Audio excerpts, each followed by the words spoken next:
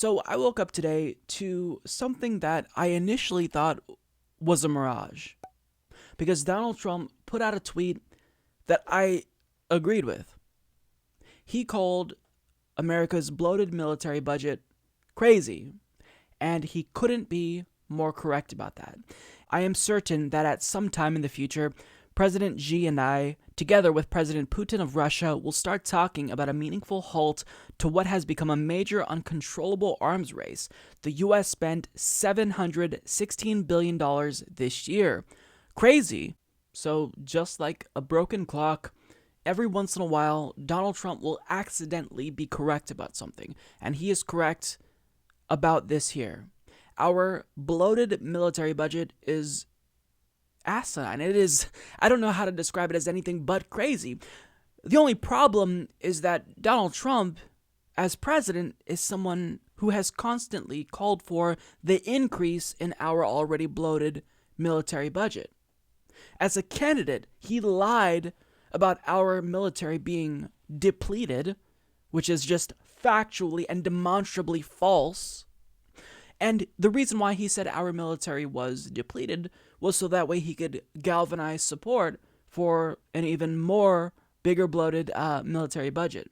And as you can see by this graph from the Peter G. Peterson Foundation, it shows that the United States is not only the biggest spender on the military in the world, but we actually spend more than the next 7 biggest spenders combined.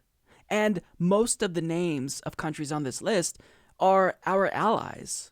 So to say that we're spending more than we need to be spending is absolutely an understatement. And when you look at this pie chart from the great Andrea Whitty of connectthedotsusa.com, you can see just how much money the military is eating away at our total budget. So the red represents mandatory spending, and the yellow is our discretionary spending budget, which is what Congress actually has the ability to adjust every year. So if we wanted to, we could reallocate resources from the military budget, which is a pretty big slice of our discretionary spending, into health, science, and education. But as you can see, the military takes up a gigantic portion of our discretionary budget, which accounts for nearly a third of total spending overall. So Trump is right. It's absolutely crazy to continue spending this much on the military. It's insane, to be honest. But what's also crazy to me is that as president, you acknowledge the problem, but yet don't do anything to fix this. If you acknowledge the problem, then it only logically follows that you're going to propose a solution. So maybe he's going to actually propose a slimmer military budget. But it's Donald Trump, and next week he'll probably do a 180 and say we should have an increase in military spending, because this is kind of what he's been doing throughout his career. But think about this. Think of the possibilities. If we cut military spending in half, at a minimum, we'd be able to effectively wipe out homelessness in America and fund free college, and we'd still have money left over. We could allocate that money to education, science, healthcare.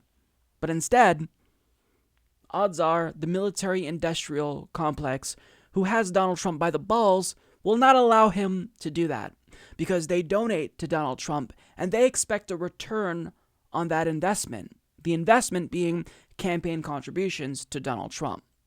So if you think they're going to allow him to do something like cut the military, well, they're going to probably put up a fight, throw a fit, and threaten to withhold funding from his 2020 campaign if he does this. And it's Donald Trump, so seeing that he lacks a spine, I'm assuming he'd cave immediately. But I welcome a challenge. I welcome Donald Trump proving me wrong, because I would absolutely love to stand corrected if it means we'll be better off as a country.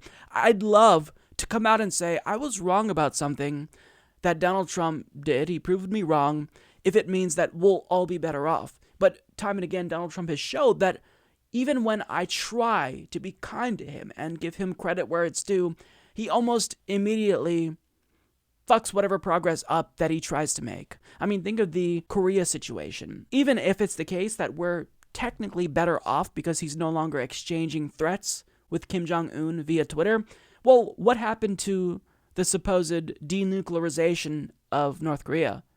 They're not reducing nuclear weapons. That fell through. Now, again, I'm glad that he's not threatening them anymore. I think we're better off. But in terms of getting a peace deal, he wasn't able to pull that off. And again, to be fair to him, this is an ongoing process, so maybe he'll be able to do that. But the preliminary result of that does not look very good. So he's a failure. He doesn't know how to not fail because that's all he's been throughout his life. And he's desperately wanted us to think that he's not a failure. I mean, think about this. He wants us to think, and he's always wanted us to think, that he's this self-made businessman when he inherited wealth from his father. Wealth that was mostly not taxed because he did tax evasion before his father died to basically make sure that all that the wealth that his father would be passing down was not taxed. I mean, his father had to come in and bail out a casino that he had from going bankrupt. If you can't keep a casino afloat, then you're just a colossal failure. And Donald Trump has proven time and again that he's a colossal failure. But again, before I shit on him too much, he's saying something correct here. So step one, that's good, right? Before you can attend to a problem, you've got to admit that you have a problem to begin with. So he's acknowledging a problem. The question is, will he take action? If I had to guess, I'd say probably not. But again, I would welcome him proving me wrong. Support this podcast by becoming a patron at patreon.com/Humanist Report.